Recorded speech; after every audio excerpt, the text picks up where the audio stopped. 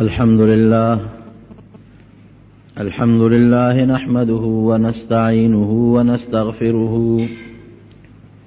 ونستغفره ونؤمن به ونتوكل عليه ونعوذ بالله من شرور أنفسنا ومن سيئات أعمالنا من يهده الله فلا مضل له ومن يضلله فلا هادي له ونشهد أن لا إله إلا الله وحده لا شريك له ونشهد أن سيدنا وحبيبنا وشفيعنا وسندنا ورحمتنا ومولانا محمدا عبده ورسوله. أما بعد فأعوذ بالله من الشيطان الرجيم. بسم الله الرحمن الرحيم. أو كالذي مر على قرية وهي خاوية على عروشها قال أنى يحيي هذه الله بعد موتها فأماته 100 عام ثم بعثه قال كم لبثت قال لبثت يوما أو بعض يوم. رب العالمین په دې آیتونو کې د خپل عظیم لوی قدرت یو واقع ذکر کوي. الله ذوالجلال چې دا څومره انسانان پیدا کړي دي او دا پیریانې پیدا کړي دي او دا کائنات ځمکه اسمانونه د دې ټولو دپاره یو خاص ورځ مقرر کړې ده چې په هغه ورځ به دا ټول تس نس شي او دا به ختم شي.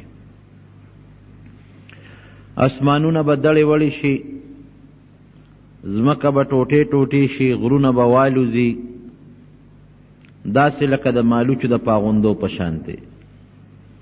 څومره انسانان چې هغه وخت کې جمع دي ټول انسانان به مړه شي او چې کوم مخکې په قبرونو کې مړه پراته دي هغه هم شو. دا ټول انسانان، پیریان، فرشتې، حتی هغه فرشته چې کوم د شپېلې په والو مقرر دی حضرت اسرافیل علیه السلام، هغه نه به هم سا لاړه شي، صرف یو د الله ذات به باقی پاتې شي.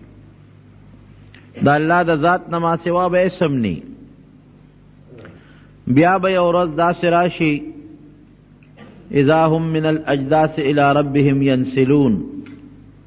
اسرافیل علیہ السلام به شپېلې ووی او چې څومره جاندار مخلوق مړ شوی دی دا ټول به واپس جمع دي شي، انسانان به هم جمع دي شي، یو میدان ته به رامنډې وی، پیریان به هم جمع دي شي، فرشتې به هم جمع دي شي، تر دې حده پورې چې دا کم حیوانات دي، خره او سپي او دا زناور، دې ټولو کې به سا راشي. ټول به د الله په حکم یو عظیم میدان ته چې میدان د حشر ویل کېږي هغې ته به را جمع دي شي. نو ډېرو خلکو به په دې اعتراض کو چې یاره دا خلک دا به څنګه جمع دي کېږي؟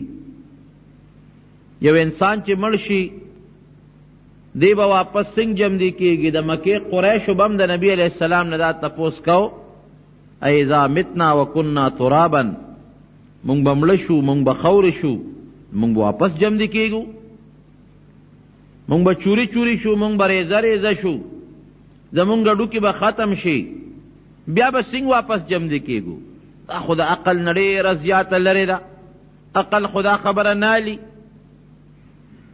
دا نبی علیہ السلام ته هم د پیغمبر علیہ السلام زمانه کې هم د ابراہیم علیہ السلام دور کې هم د مختلفو پیغمبرانو په زمانو کې با کافرانو او مشرکانو هم دا سوال کو چې مونږ به څنګه واپس جمع دي کېږو چې ټوټې ټوټې شو؟ مونږ وایو چې د الله عظیم قادر ذات دی، کم ذات چې را انسان د نش نشته کړی دی، اسم نو مونږ الله پیدا کړو، اسم نو د اسمان الله پیدا کړو، اسم نو د انور او سپومه ستوري او غرونه الله پیدا کړل، نو که دا فنا کی نو الله په دې قادر دی چې دا واپسم بیا هم پیدا کول او جوړول شي. یو زمانہ کې کله چې قوم د الله نه باغیان شي نو الله په عذاب را لېږي، خو عامه خبره ده. نو یو زمانہ کې د بیت المقدس خلق هغې بغاوت کړی و، د الله نه لرې شوي و، فسق و فجور او غلا او ډاکې او ناروا او بربنډتوب دا زیات شوی و. نو بیا په الله یو بادشاه راولېږه، بخت نصر ورته وایي، ډېر جابر بادشاه، هغه پې حمله وکړه. او چې حمله پې وکړه نو چې څومره ځوانان وو د مسلمانانو هغه ټول مړه کړل د سیل میں. او چې کم بوډاګانو یا ماشومانو یا ښځې وې هغې ټولې بوتلې سې جیل کې واچول، چا باندې خپل خدمتونه کول، مریان یې جوړ کړل، پچې پټي کرل، پچې ځمکې یې سنبالولې، په چا باندې خپل کار او بیګار کو. او چې کم کلی و د بیت المقدس مکمل هغه آبادۍ یې لوټې لوټې کړئ، ټول چتونه پرېوتل، دیوالونه یې وغورځول. هغه یو ډېر جابر او ډېر ظالم بادشاه و، او دا یو الله سزا ورکوي نو هر وخت کې. کلی تباه کو، دی ټول بوتلل، او چې سې وس رسېده بس وجلې. او بیا په زرګونو خلک ماشومان او بوډاګان او ښځې دی بوتلل او په جیلونو کې واچول او غلامان او مریان یې کړل. په دې کسانو کې چې دا کم د بوتلل ځان سره، نو په دې کې یو کس و چې د هغه نه وروسته رب العالمین پیغمبر جوړ کړ، حضرت عزیر علیه السلام، یو پکې دی هم. بیا وروسته پرېښودل، خوش یې کړل، اجازت یې وله ورکړه د جیلونو نه دا ټولو باسئ. خو یره ګورې یو شرط بی چې کم کسان جیل کې دي دا به مونږ خوشي کو، خو زمونږ خدمت پکوي. ښځې به یې زمونږ وینځې وي، او سړي چې دا کم هلکان ځوانان شو دا به زمونږ غلامانی، زمونږ خدمت پکوي، مونږ له پټو کې کار به کوي، مونږ له څاروي به سره نوکران او چاکران به مي. واقعي د بادشاه زور و، دا مجبوره و. دا حضرت عزیر علیہ السلام یو ځل د وادم کړی دی، بچی هم شوی دی، دی یو ځل په یو خر باندې سور دی، خپله کونټه ورسره ده، او ځان سره د انګورو نه اوبه ایستي دي، د هغې شربت ورسره دی. یو اونه د هغې نه انځر را شکولی دي، خشته تازه مزیدار، او سره دي د دې بیت المقدس په دې خوا تېرېده. رب العالمین دته دا اطلاع وکړله، دا ورته والله وحی وکړله چې یو ورځ به داسې راځي چې دا کلی به زه په تا باندې آبادوم، دا به آبادو، دی کې به خلق اوسو، ته به هغوی ته د الله د دین دعوت ورکې. د چې کلي ته مخامخ ودرېده، خو لوی کلی و، لویه ښاریه وه په هغه زمانه کې، یو کور نو، سل کوره نو، شل کوره نو، او په سونو کورونه چې وی کتل چې دا کور خو ټول کندرات دي، او چې وی کتل هغې کې د انسانانو هډوکې پراته دي، زاړه کپرې پکې پرتې دي، پنډۍ پکې پرتې دي، دا چوره چوره پکې د انسانانو هډوکې پراته دي. نو دی وایي چې رب انا یحیی هذه الله بعد موتها، پروردګاره دا کلی خو تباه شوی دی، اوس دا آبادی چې کېږي انسان به راځي، دا انسانان دا آبادي خو اسانه خبره ده، خو پروردګاره دا کلی به څنګه آبادېږي، دی له به خلق د کمې راځي، او دا آبادي او چتونه به څنګه آبادېږي. او چې د انسانانو د کپرو ته او د پنډو ته د هغې د جوسې ته وکتل، نو دا سوچ راغی پړه کې چې دا خلق به الله څنګه جمدي کېږي، کلی خو په خلقو آبادي. الله دا خلق به هم ته قیامت پر ورځ جمدي کې، څنګه چې دا کلی په خلقو آباد دی، او دا کلی به ته آبادی، نور خلق به راولې. پروردګار چې دا کم لري دا خو به هم ته د قیامت په یوه ورځ را جمدي کې، دا بوسي دا ډوکي دا به څنګه جمدي کېږي. شک یې نو د الله په قدرت کې، شک یې نو. اسې تعجب یې وکړه، تعجب نه وایي انا یحیی الله هذه بعد یحیی هذه الله بعد موتها، پروردگار دا خلق به د قیامت پر اتزان ته ودرې لکه دام ستا قدرت چې دلته به نور خلق راولي دا کلي به په عباد کې چې دا کمړي دا خو هم د قیامت پر ځان ته ودرې دا به څنګه هم کېږي رستا خو ډېر لوی قدرت دی او ډېر لوی تعجب یې وکړ د شک خبره نه ده. حضرت ابراهیم علیه السلام هم یو موقع کې داسې ویلي. ابراهیم علیه السلام هم الله ته ویلو چې رب ارینی کیف تحیی الموتی.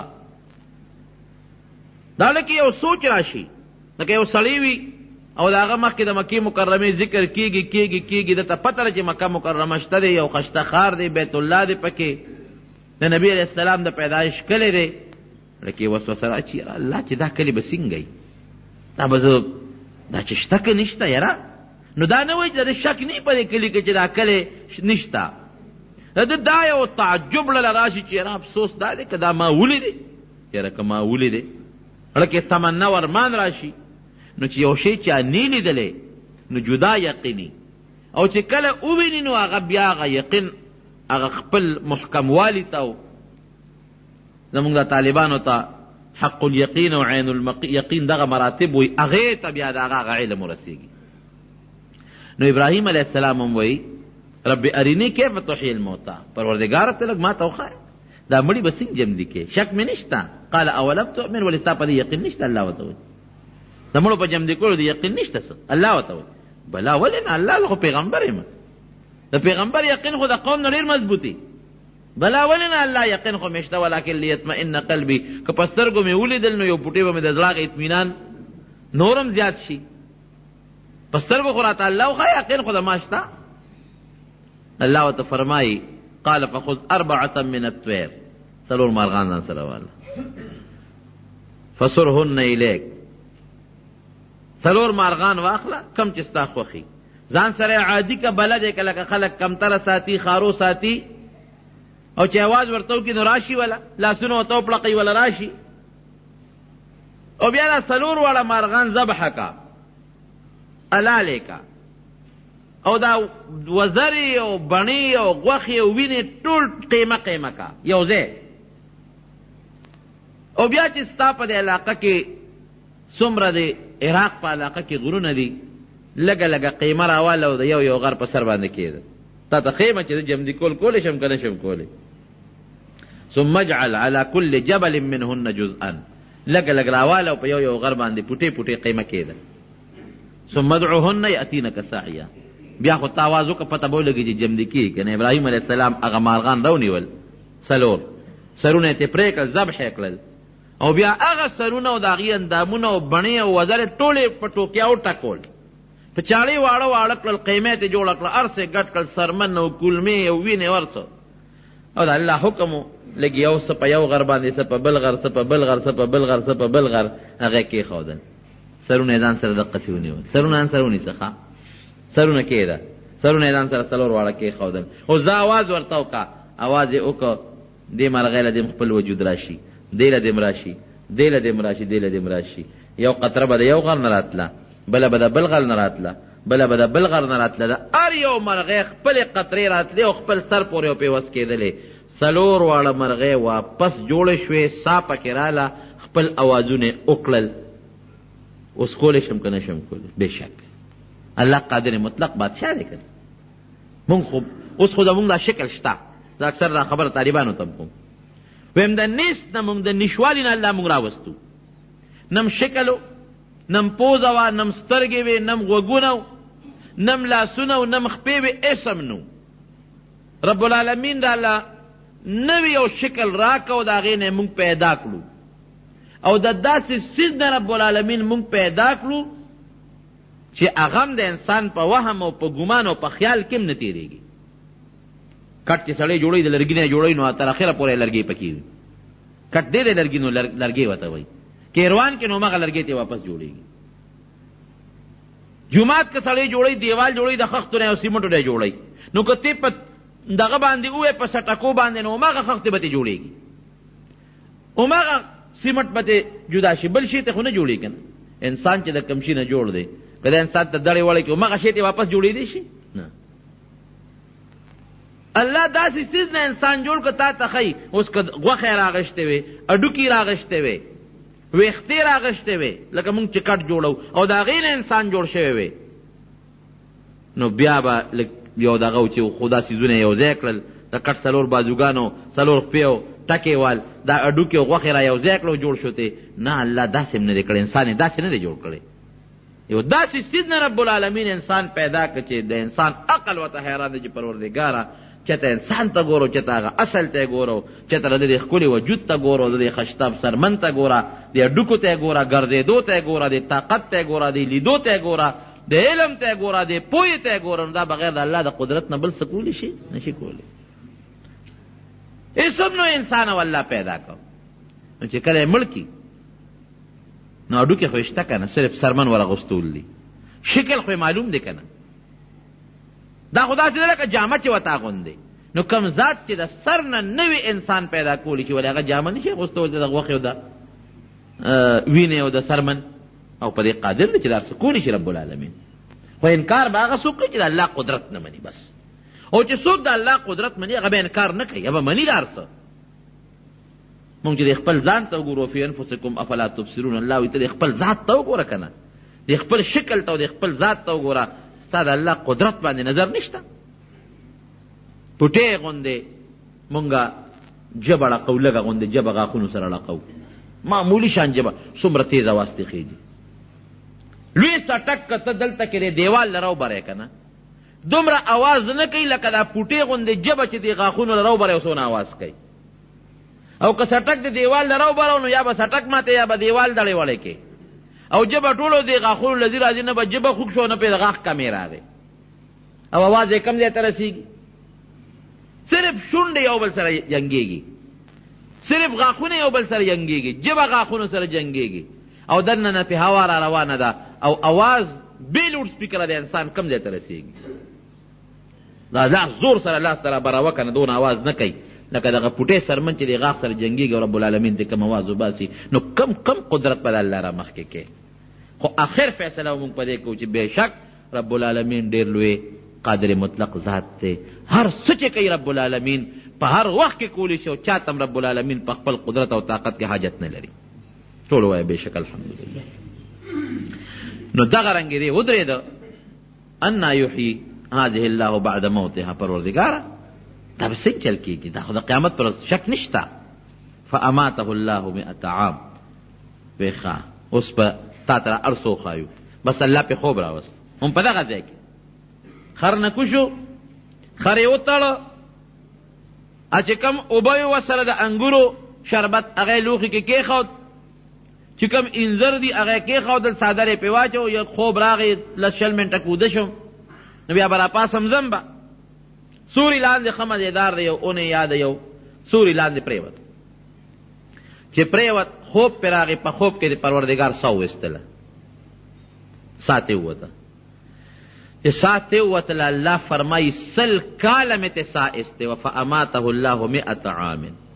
100 کاله ترې ساه لاړه. خلک ورپسې ګرځي، عزیر څه شو؟ عزیر مور ورپسې ګرځي، رونه ورپسې ګرځي، د کور خاوندان ورپسې ګرځي. پروردګار د بل قدرت ښکاره کول کوي. یو قدرت پیدا شو چې په خوب کې د څه وویستا، بل دا چې د خلکو د نظر نه یې پناه کړه. خلک په لاره دي چاته نه ښکاري، نه د خلکو آواز اوري، نه پې خلک پوهېږي. هغه خر هم خدای مړ کړه، د هغه نه هم څه ووته، هم په هغه ځای پرېوت، هغه موده شو ساه ته یې الله وویستله، د ده نه هم الله څه وویستله. په لاره خلک تېرېږي را تېرېږي، د خلکو د نظر نه هم رب العالمین محفوظ کړی. هېڅ چاته هم پته نه لګي چې څه شو. د ښه بېغمه وده دی. هغه چې کوم د ده د زمانې خلک و کم از کم 100 کاله کې به څومره خلک مري. زمونږ لږ عمر دی، د بلوغ نه پس چې دا کله دا بالغ شي و د هغې نه پس ګورو دغه 15 کاله ژوند ته چې مونږ ګورو 15 کاله ته، نو هسې په دې خپل 15 پرېږده، دا تېر شوی 10 کاله کې تاسو نظر واچوئ چې څومره خلک به مړي. نور پرېږده په دې اول او داسې ودو منو ما د خپل دې کندي باندې د بدرخیلو کندي باندې داسې دیدار آباد او بانډه په دې طرف هسې مې ذهن ته بعضې مشران راغلل، او هلکه یو مې راغی، بل تا خو هلکه 100 نه زیات خلک مړه شو چې دا مونږ ته کم یاد دي.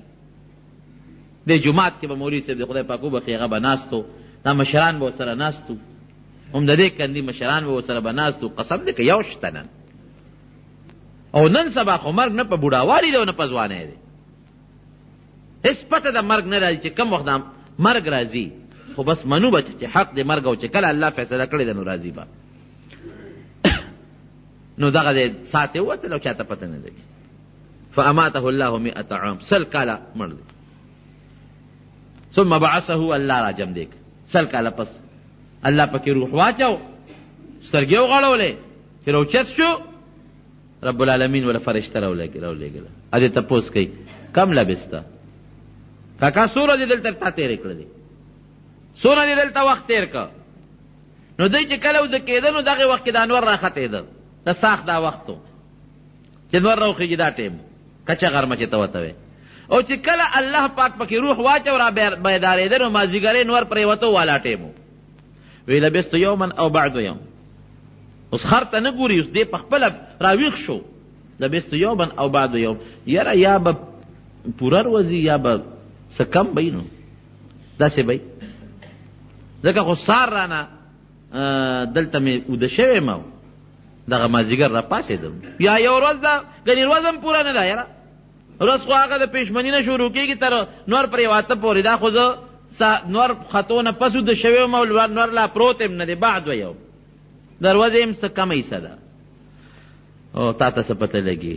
قال بل لبست 100 عام، 100 کاله د نساوتې وه، 100 کاله دې تېر کړي دي.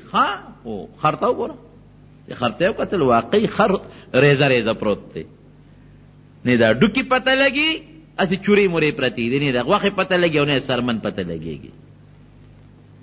لوښي ته ګوري، لوښي کې هغه د انګورو بم د سر نه نشته، هېڅ هم نشته. خدای پاکه دا خو حقیقت دی. فرشته چې پیغمبر ته خبره کوي نو خبره دروغ نه، رښتیا خبره ده. 100 کاله مې تېر کړي دي. او تا وې نو انا یحیی الله بعد هذه بعد موت، دا به څنګه الله جمع دی کوي؟ اورېږه اوس ته خو مونږ را جمع دی کړي، تا ته خو پته ولګېده. اوس تا مخکې راته یو بله مشاهده هم کوو، ته وګوره دې لوښي کې دې کې تا سا چولو انګور اوبه وې چې وې کتل هغه اوبه پکې پرتې دي. لم یتسنه، نو انګور اوبه دې کې هم د الله یو حکمت و، یعنې عامې اوبې هم ځان سره وړې شوې، د انځرو په ځای باندې سیوان او بل شی هم وړې شو. خو د الله په دې کې لوی حکمت دا دی چې انځر په میوو کې هغه میوه ده چې دا زر څښا کېږي، او د انګورو اوبه ډېر زر څښا کېږي. هم دا شراب د انګورو د دې اوبو نه جوړېږي، لږ نور چې پې ولګي نو سرکته جوړه شي، او چې بیا پې نور ولګي نو بیا ته شراب جوړ شي، څښا شي. وګوره د انګورو دغه اوبو ته دی چې اوبو ته یې وکتل، هغې راواغېشتې، ګوټې ته یې وکړه، لکه دا خو هغسې تازه دي لکه چې اوس ما په دې ساعت انګور نه چون کړي او د هغې نه مې شربت ایستی. انځرو ته دې وګوره چې انځرو ته یې وکتل، داسې تازه مزېدار پشم پې د پاسه ولاړ دی لکه په دغه وخت چې د بوټي نه راشکولې. یا الله څه لوی قدرت دی. او خر ته هم ګوره، اوس خر خو دې لا مړ پروت دی، چوره چوره پروت دی، اډوکې اډوکې پروت دی. ګوره وته رب العالمین هغه خاورې او غریزې رو رو را یو ځای کړه، دې ورته ګوري په حرکت کې رالی، اډوکې ته جوړ شو، غوښه جوړه شوه، هغه غوښه رو رو اډوکو پورې پیوس کېږي، بیا سرمن ته تاو شوه، د خر مزېدار خشته ښکلي وجود ته جوړ شو. چې جوړ شو ته خپې یې موالې راوالې، لکۍ له یې شلنګ ملنګ ورکړه، ناګهانه خر ودرېده، چې ودرېد اواز یې وکړه. دغسې مفسرینو لیکلي دي. اعلم ان الله على كل شيء قدیر. یا الله باس زما د مخکې نه هم دا علم، اوس پې هم دا سوچ او دا فکر دی پروردګاره چې ته په هر څیز باندې قادر مطلق بات شې. دا حقیقت دی. رونو کونټۍ راواغېشته، انځرې راواغېشتل، ویې خوړل، د انګورو اوبې راواغېشتې. راشه چې اوس خپل کور ته لاړ شو، بیت المقدس ښار ته چې ګوري حیران دی، ښار آباد شوی دی چې دې څنګه پاسېد، ویې کتل خشتک کوڅې دي، مزېدار مزېدار چمنونه دي، ځکه 100 کاله کې خامخا چې عبادت کېږي خو یو کلی دا پوره آبادي. الله دا خو دې دیوالونو ته وګوره، دې بنګلو ته پکې وګوره، دې لارو ته وګوره، لختو ته وګوره، دې خلکو ته وګوره، ټول هر څه ورته بدل بدل ښکاري، نقشه ورته ټوله بدله ښکاري، کلی روان ویجاړو کندراتو، هغه ښه مزېدار ښکلی آباد دی. نیغ ورغې په خپل کور په اندازه اوس ور روان دی. تپوس کوي چېرې دلته کې د عزیر کور کم یو دی؟ عزیر خو موږ نه پېژنو. په اندازه ورغې خپلې دروازې له، دروازې له سینګ په اندازه خپل ورغې دروازې وډبوله. چې دروازې سینګ وډبوله نو جو ښځه ول اواز ورکوي، څوک یې؟ وایي زه د خپل کور ته راغلی یم، زما عزیر نوم دی. ریشه نیکبخته عزیر دی نوم دی. اوس هغه ښځه په سترګو ړنده ده، بوډۍ ناسته ده، روزې په دې مخ را ځوړندې دي. د دوه کم شپږو شلو کالو عمر کې دا ښځه، دوه کم یعنی 18 د پاسه 100 کاله عمر یې 118. روزې په دې سترګو راویزان دي او نظر یې نه لګي. وایي زه عزیر یم که نه؟ وایي ګوره ټوقې مه کوه، د خدای نیکبخته 100 کال وشو چې عزیر زموږ نه روک شوی دی. ابا خدای خبر چې کم ځای به مړي پته یې نه لګي. 100 کال وشو سره د خر نه تللی دی او غیب دی، خدای خبر چا وجلی دی او که په خپله مړ دی د هغه پته نه لګي. وایي ته اجازت راکړه د دې کور ته در ننوځم. را ننوځه، خو کور کې خو یو ځای یم، کور کې نور څوک نارینه شته؟ نه، دې وخت کې نشته. یو رکوټی لک یو نارینه شته او هغه بار تللی دی، 100 کالو دی، 100 کالو یو لک شته. څوک دی؟ د عزیر زوی دی که نه؟ وایي زه عزیر یم. کاکا ته څنګه عزیر یې؟ او ناشنا خبره ده چې یو 100 کاله پس یو سړی کور ته راشي او هغه دې د 15-13 کالو هلک ښکاري. ځکه دې خو مغه شکل کې الله را پازو چې په کوم شکل کې اوده شوی و که نه. ویښتې تور دي، نظر یې برابر دی، شکل یې همغه دی لکه 15-16 کالو هلک چې همغسې دی. او دا چې کومه زنانه وه دا د دې وینځه وه چې کوم وخت کې دا عزیر علیه السلام ته نو دا د 13 کالو وه، دا د دوی وینځه ده. ده ورته خپله پوره قصه کړې ده چې قصه کړې په ژړا شوې ده ورته. وایي زه نه منم، عقل مې نه وي. ګوره زه الله پیغمبر یم او سوچ وکړه عقل برې دا خبرې وایي، دا د الله خبرې دي. زه الله وجلی یم او زه بیا الله را جمع دی کړی. وایي ښه نو د عزیر یو نښه وه، اوس هغه ښځه د هغې مغه قسمت بیدار دی. اوس د هغه یو نښه وه چې هغه به څه دعا وکړه نو رب العالمین به دعا قبلوله. نو ځکه نه تم دعا وکړه چې د ما دا سترګې خدای پاک جوړې کړي، نو پته به دې ولګي چې ته عزیر یې او که ته نه. که زما سترګې خدای جوړې کړې ستا په دعا، نو بس بېشک ته به عزیر یې. او که زما سترګې خدای پاک جوړې نه کړې نو به بیا ته رښتیا نه وې، دروغ وې. رب العالمین ته یې سوال وکړه پروردګاره ستا په قدرت چې دا په کم قدرت ته الله زه مړ کړم او په کم قدرت ته پروردګار له جمع دی کړم. سوال هم ګورې یو طریقه یې. مونږ خلک خو د سوال په طریقه نه پوهېږو، خو چې مونځ وکړو لاس به اوچت کړو ما وبخښه زما مور وبخښې او ګردانم الف زر او بې درباز اوت کړی دی، نه په اول پیښو نه په آخر پیښو، لاسونه په مخ راکاږو. د سوال خپله طریقه ده.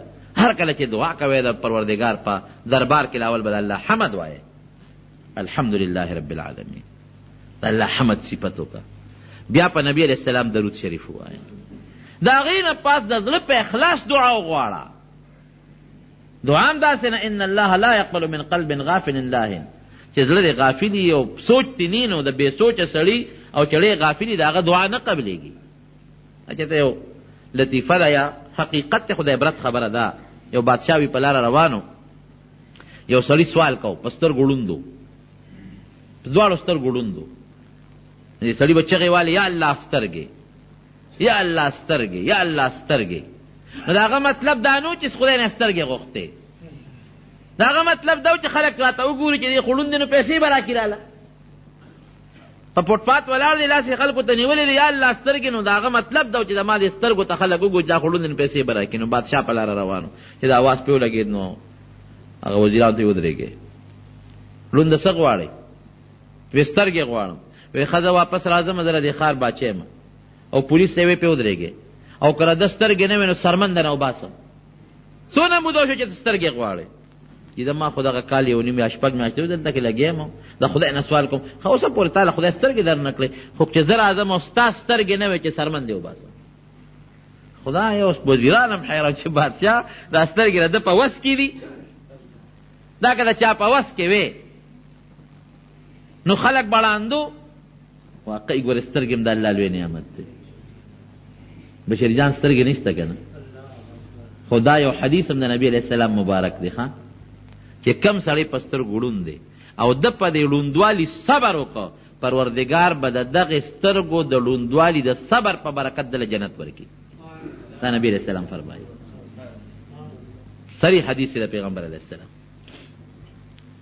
او مونږ سره دلته کې قندار حافظ صاحب و هغه هم نابینا و نو ما ورته قندار حافظ ستا پړه سه ارمان دی، د هغه هم سترګې نه وې نو ستا پړه سه ارمان دی. هغه وی یاره مولوي صاحب یو ارمان مې دی پړه، مې هغه څه دی ګرموالی یخوالی خو په لاسه معلومیږي چې دا خوراک ګرم دی دا یخ دی، لیکن رنګ چې دی نو د هغې تعلق د سترګو د نظر سره دی. نو هغه ما ته قندار حافظ صاحب وی دا مې ارمان دی چېرې دا سور رنګ تاسو وایي دا شي رنګ سور دی او دا شین دی او دا سپین دی او دا تور دی چې دا سور او دا شین او دا سپین رنګ پکې لا څه ته وایي.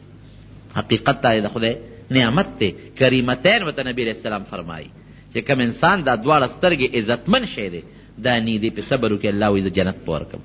نو هغه وزیران حیران شو چې بادشاه سلامت دا څه عجیبه خبره دی وکړه، او بادشاه مخکې اوس خبره نه شي کولی څه چې درته وایي چې زه راشم او ستا سترګې نه سرمن دی وباسم، د دې غریب سترګې د په اختیار کې دي څه چې هغه ګونه که خو خلک هم حیرانه چې بادشاه په لاره راته چې راورسېد ړوند ته الله سترګې ورکړي دي، ړوند په سترګو جوړ شوی دی، ورته مخامخ ولاړ دی، تپوس یې وکړه دا څوک و بادشاه وکړه چې راغی نیغې ورته ودرېده، هلکه ړونده څنګه یې وي جي ټیک یم سترګو ته مې وګوره دا ګوتې څو دي دوه دا څو دي دا درې، هلکه سړی خو واقعي جوړ شوی دی، ورکړې د بیت المال نه وله وظیفه او تنخوا مقرر کړه ځه کور ته.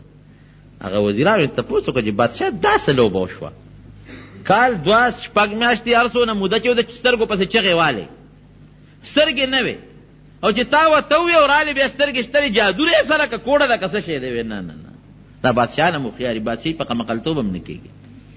وی د سترګو غوښتې خو د الله نه سترګې نه غوښتې، د خلکو نه سوال کو او دا سترګو چغه به واله مطلب دا چې زړون نیم چې څوک امداد وکړي، خو چې د سرمن د استو غم شو سره دړنه الله ته چغه واله چې بابا اوس خو سترګې نه نو بادشاه راځي هغه وجل خلاصه کې چاړه برا باندې کیلو سرمن نه نو باسي سخت مرګ دی، نو الله ته چغه مخ کې دړنه نه واله، اوس چې وسره د مرګ یره شو دړنه خدای ته چغه واله، نو الله سترګې ورکړو که ورې نه کړو. حقیقت دا دی، دا د عبرت یو خبره دی، حقیقت یار څنګه خدای عبرت دا چې دړنه الله ته آواز وکړي نو پروردګار ګورې د انسان دعا قبلوي، خو زمونږ دعا خو د انسان دړنه وینه. نو دا دعا پکې یو ټکې مې راته ووایي چې د الله حمد بیا درود شریف بیا دعا وغواړه، د هغې نه پس بیا په نبي علیه السلام درود شریف ووایه، مخکې وروستو پروردګار به دعا قبوله کړي. نو عزیر علیه السلام چې دعا کوي نو څه وایي؟ یا الله ستا هغه قدرت چې په کم قدرت ته زمانه سو ویسته او په کم قدرت ته زه واپس راجم دی کړم او 100 کاله دی الله زه د خلکو د نظر نه پټو ساتلم، الله دغه قدرت په ذریعه تا نه سوال کوم، ته قادر بادشاه دا وینځه چې دا الله دا ړنده ده زه پې لاس راکاږم دا سترګې وله جوړې کړې چې لاس یې پې راښکه خو پیغمبر م و پیغمبر معجزه مې د الله نه سوالم شو سترګې بینا شوې، چې بینا شو ورته یې وکتل نښې نښانې یې پکې وپېژندلې، ځان ته یې رانږدې که ښه ته عزیر یې د خدای پیغمبر یې زر د خوشحالۍ نه یې بوته زوی مې څه شوې راځه هغه پلانکي ځای کې دی هلته لاړ صاحبه د خلکو مجلس خو پروردګار چې دا ښار اوس را جمدې کړي دا خلک دا ټول سوچه مسلمانان دي، یو الله مني سوچه مسلمانان نیکان خلک دي، او بخت نصر چې راغلی و هغه پې حمله کړې وه او کوم ګناهونه پکې و هغه هم ته خدای پاک لر کړي دي، چې څنګه ورغلی دی هغلته کې بوډۍ وایي چې دا دغه دی عزیر دی، خلکو خو قصې اورېدلې وي چې دا قرنګي یو پیغمبر و زمونږ و په لاره باندې تو چېرته روک شوی دی او پته یې نه لګي، خلکو ته خو هغه واقعات معلوم و چې څنګه ورغلی دی نو هغه زوی ورته وي زوی اوس بوډا دی سپین ږیری دی او دی ځوان دی توره ږیری ده، زوی سره یې کونټی ده او دی اوس هلک دی، داسې ښکاري لکه چې هغه د نیکه په ځای وي او دی د نوسي په ځای وي، داسې اندازه ده د الله قدرت. ځکه قرآن حکیم کې الله ذکر کوي وی زه عزیر یم دا ستا زوی دی زه الله پیغمبر یم، وی بابا ته زما پلار یې وی ښه ما ته خو خپلې مور یو نښه ښولې وه چې ستا پلار په وجود کې دا نښه ده، دغه نښه ګورو چې ویې کتل او مغه نښه پکې موجوده. قوم هم حیران دی. قوم وایي چې مونږ ته یو بله نښه د کاغه ښکاره کې خو ډېره ښه ده مونږ دې منو، کاغه نه ښکاره کې نو بیا ستا خبره مونږ نه منو، دا رښتیا نه ده. وی عزیر چې و نو هغه د تورات حافظ و، تورات ورته یاد و. زه اوس په پته ولګي ته د تورات تلاوت مونږ ته وکړه، که تورات درته یاد و نو ته به عزیر او که تورات درته نو یاده نو بیا هسې مونږ لړه مستړې کوه. خو دغه زمانه کې تورات مکمل رک شوی و. بخت نصر چې کله راغی که نه نو هغه جوماتونه ول روان کړل، د هغه چې څومره تورات نسخې وې هغې ټولې وسوځولې، کوم چې د مذهب خلک و پیشوایان و هغې ټول مړه کړل. نو چېته چا سره که پاڼه نیمه یاده وه یا نیمه پاڼه یاده وه نو یاده به وه، یا که چېته چا سره یو پاڼه د تورات چې د په کور کې پرته به وه به، خو عام تورات بالکل د خلکو د لاس نه ختم شوی. او واقعي حضرت عزیر علیه السلام چې نو دی د تورات حافظ و. یو ورور یې ورور یې هم داسې و چې د ده سره یو ځای برغونې پیدا و، دا هم د الله لوی قدرت دی. او هغه ورور یې بیا ده سره یو ځای مړم شو، په یو ورځ دواړه پیدا شوي، د هغه نوم عزیز و او په یو ورځ دواړه مړه شو. نو ده وی بلکل ما د تورات یاد دی. وی خلیره خله مونږ ته د تورات تلاوت وکړه، اول نه اخره پورې د تورات مکمل تلاوت وکړو. هغې نه پس ټول خلک پرې یو ځای شو، خلکو په ایمان راوړ چې زموږ پیغمبر یې مونږ تا منو. نښې نښانې چې کومې زړې وې هغې خلکو ته ووایي، خلکو کې خپل ژوند تېره او خلکو یې قدر او عزت شروع کړه ځکه پیغمبر دی. لیکن شیطان خو خپل کار کوي، د خلکو په نظر کې دا ور واچوله چې دا عزیر دی، دا د خدای زوی دی، ابن الله دی. رو د خلکو محبت مینه ورسره پیدا شوه، محبت او مینه پیدا شوه. هغه محبت او مینه دې حد طوره شیطان ورته په ذهن کې دا واچوله چې ګوره موسی علیه السلام خو تورات راوړی خو په تختو لیکلی شوی، لرګي په تختو. چې موسی علیه السلام کم تورات راوړی د لرګي په تختو لیکلی شوی، او ده چې کم تورات مونږ له راوړو نو دا همغه تورات دی، خو د ده پړه لیکلی شوی دی. معلومیږي دا چې دله تورات کم ځای زده که دی د الله نه زده که.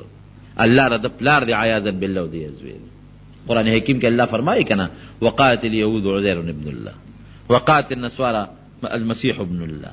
عیسایان وایي چې عیسی علیه السلام د خدای زوی دی، یهودیان وایي عزیر علیه السلام د خدای زوی دی. دا یو پروګرام شروع شو هغه یهودیانو کې دغه عقیده چلیدله. بیا وروستو زیاته شوه، بیا خو وروستو دی مړ شو، هغه ورور دی یو ورځ باندې مړ شو. حضرت عمر فاروق رضی الله عنه نه یو عیسائی بادشاه د 3 سوالونو تپوس کړی، د 3 سوالونو.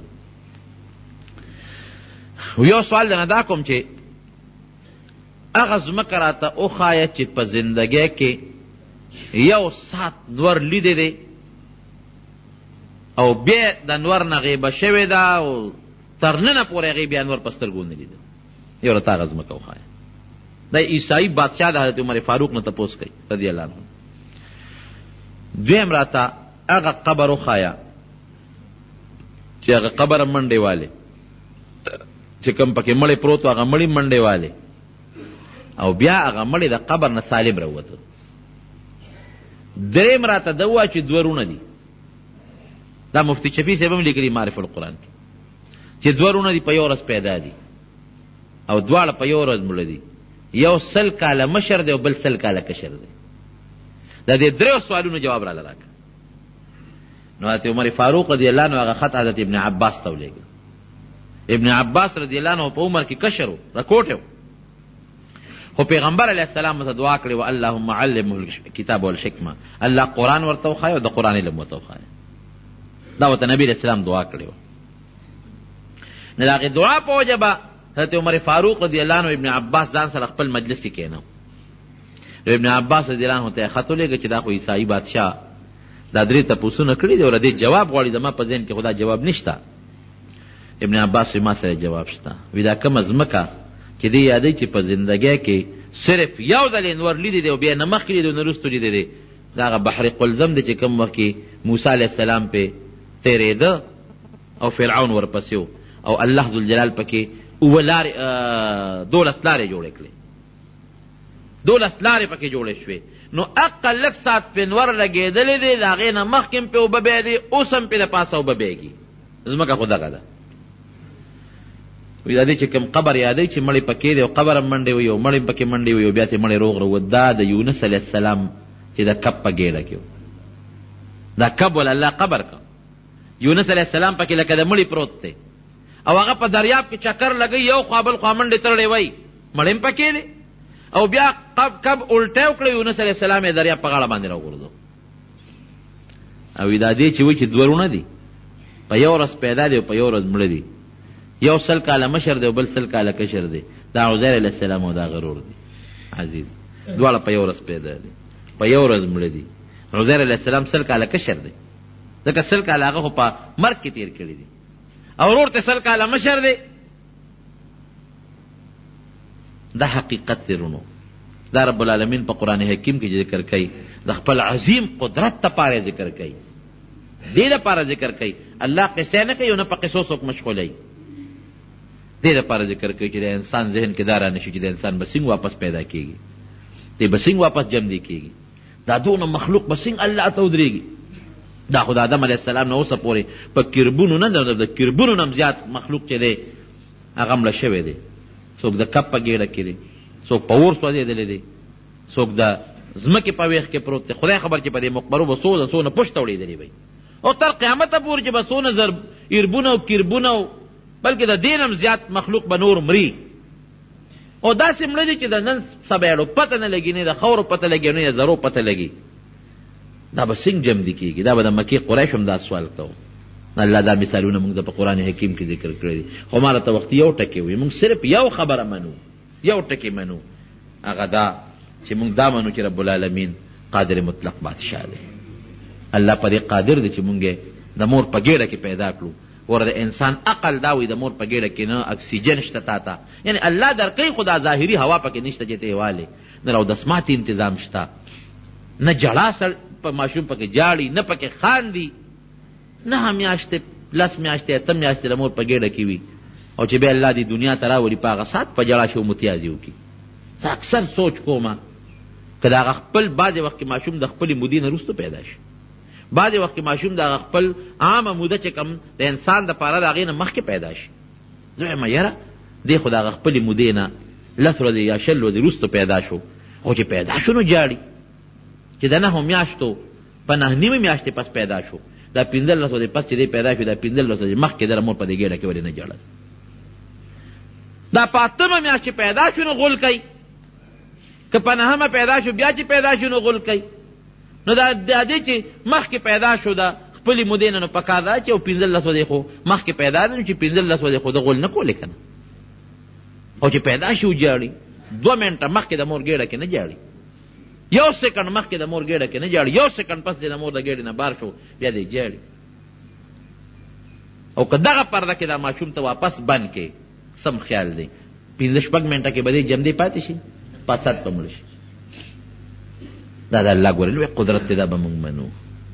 او مونږ په دې مسلمانان یو چې مونږ الله ومنو، د الله ټول قدرتونه ومنو، د الله صفات ومنو، او دا زمونږ عقیده او زمونږ ایمان چې د الله د قدرت په شان طاقت او قدرت د بل هېچا نشته، د الله د علم او د پوهې په شان علم د بل هېچا نشته. الله چې کوم کار کوي او کولی شي، داسې کار هېچا نه کړی دی، نه کوي، نه کولی شي. جن ورکولو والا الله دی، مرګ ورکولو والا الله دی، د دې قبرونو واپس جمدي کولو والا ذات الله دی، مونږ له خبرو چل ښودونکی الله دی، بیماری نه جوړونکی الله دی، بیماری راوستونکی الله دی. دا ټول کائنات چې چلی، دا نور او دا سپومۍ چې راخیجی او دا انقلاب په دې دنیا کې او په دې نظام کې راولي، دا څوک دی؟ دا الله ذات دی. دغه ذات په مونږ منو، بل دغه ذات په مونږ یو منو، دغه له به مونږ شریک نه پیدا کوو. په د الله په صفتونو کې، د الله په طاقت او د الله په قدرت کې هیڅوک شریک نشته دی. دا زمونږ ایمان دی. نو بهر کیف دغه طاقت دی د الله. الله په دې هم قادر دی مونږ مسلمانان پیدا کړي یو. الله په دې هم قادر دی چې مونږ سره د ایمان نه دنیا نه بوزي، او الله بیا په دې هم قادر دی چې مونږ جنت ته بوزي. په دې الله قدرت لري. الله دې خپل قدرت او خپل طاقت په برکت زمونږ ایمان نصیب کی او دغه عظیم قدرت او طاقت په برکت ته پروردگار مونږه د دنیا او د آخرت د پریشانونو محفوظ کی او دغه عظیم طاقت او قدرت په برکت ته پروردگار مونږه د جنت اهل وګرځي. دا یو تپوس شوی دی چې سړی د حج نه پس مدینې منورې ته ځي، هغه قرباني شته که نشته؟ دا خو د قربانۍ مسایل د حجي دپاره داسې دي که نه، غالبا چې ما تېره جمعه جرمان چا تپوس کړی ما ویلي چې کم سړی دې د 15 ورځو ته دې ګوري، که په یو ځای کې د 15 ورځو اقامت راته نو بیا به دې قرباني هلته خو دم شکر دی خو به حاجي کوي، ځکه زمونږ حج تمتع کوي دا بعضې خلک اکثر یا قران کوي، دې به هلته خپل دم کوي او د کلي قرباني که دې 15 کال پر ورځ یو ځای کې ایسارو نو بیا ورباندې هغه شته، دلته هم کولی شي هلته هم کولی شي، او که د 15 ورځو نه کم نو بیا ورباندې نشته. د حج نه مخکې لکه اوس دې وخت کې که څوک لاړل نو د هغې خپل ترتیب دی، نو هغې یې فوراً مدینې منورې ته لیږي، یو ورځ یا 2 ورځې یې ساری او بیا مدینې منورې ته لیږي. نو چې مدینې منورې نه راشي نو تر 8 ذی الحجې پورې د خپل حساب کتابو کې چې دا ما څو ورځې دي، نو که 15 وي قرباني پې شته، او که د 15 ورځو نه کمې وي نو بیا پې نشته. خو هغه هلته چې کم کوي هغې ته قرباني نه وایي، ګوره هغې ته دم شکر وایي، هغه وضحیه قرباني نه ده، هغې ته دم شکر وایي. هغه دم شکر خو زمونږ حاجیان اکثر تمتع کوي یا قران کوي نو هغه به هغوی کوي. شین دری باندې محمد دی، دا صحیح دی او که نه؟ خیر دی که د پیغمبر اسلام نوم لیکلی شوی. یو څیز ته یو سړی تکیه و یو قرآن لولي ښه لوستی شي، که تکیه یو شي ته ډډه والي او قرآن لولي نو هېڅ ګناه پکې نشته. خو آداب د قرآن دا دي چې سړی د قبلې ته مخ کي او قرآن تلاوت ته کوي، خو که ډډه مو وایي په ملاست هم د قرآن حکیم تلاوت کوي نو دی کولی شي، څه وبال پکې نشته. بریت کټکول بهتر دی او که قینچي کول دغه دی. داسې صورتحال دی د بریتو متعلق دا دی که یو سړی بریت مکمل خري هم جایز دی، یا که یو سړی په قینچی باندې یو والي یا سرمن ښکاره کېږي دا هم صحیح ده، او که یو سړی داسې پرېږدي چې دا غاړې ته والي لکه د انسان د روزې په شان پاتې شي دا هم صحیح ده. درې واړه صحیح دی. الله ذکر بالکل په حدیثو کې ثابت دی. حدیث پاک کې راځي لا تقوم الساعه حتى لا يقال في الارض الله الله، تر څو چې په مخ د ځمکه الله الله ویل کېږي هغې پورې قیامت به نه راځي.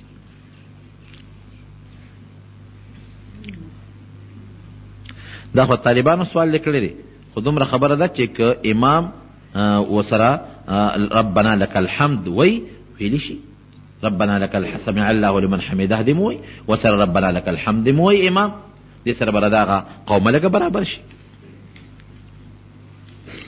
بلکل دی یو ګناه یادوي چې دا یو ګناه یو سړي کړی وي او دې توبه وباسي، نو چې دې کې د کومه ګناه لیکلې ده بلکل چې د هغې نه په اخلاص توبه وباسي او دا نیت وکړي چې آینده لپاره بیا الله دا ګناه زه نه کوم او ویم نه کړي، الله به توبه قبوله کړي.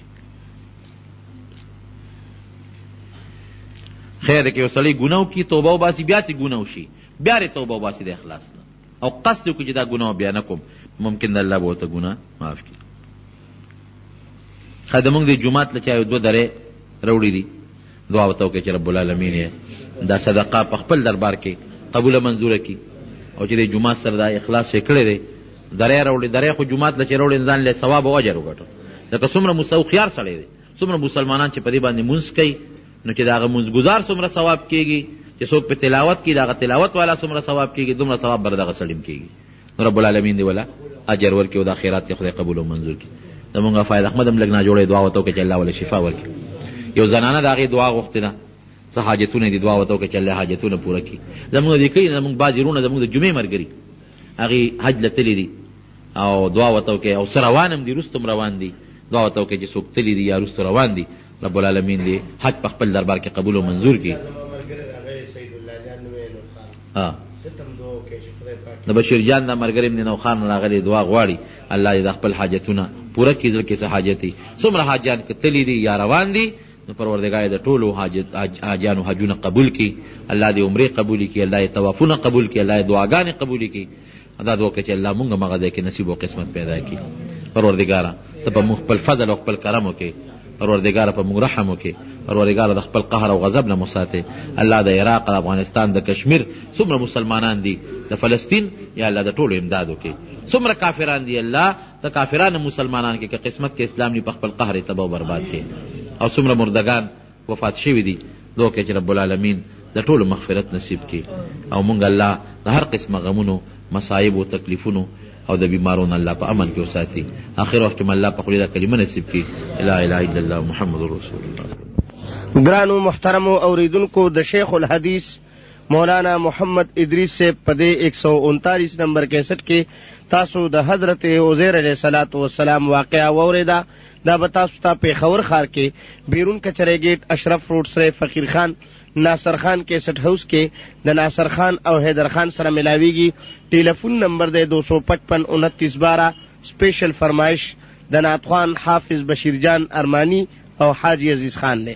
اے وارفانا لک ذکرک گور پا قرآن دی یکڑی تعریفون میرا بداسد جانان دی کڑی تعریفون میرا بداسد جانان دی وارفانا لک ذکرک گور پا قرآن دی کڑی تعریفون میرا بداسد جانان دی کڑی تعریفون میرا بداسد جانان دی او کلہی تشبید سپن بشر والضحا سرا یا کلہی زلفان ستائی واللیل ذا یغشا سرا کلپا اسرا کوی رازند مولا سرا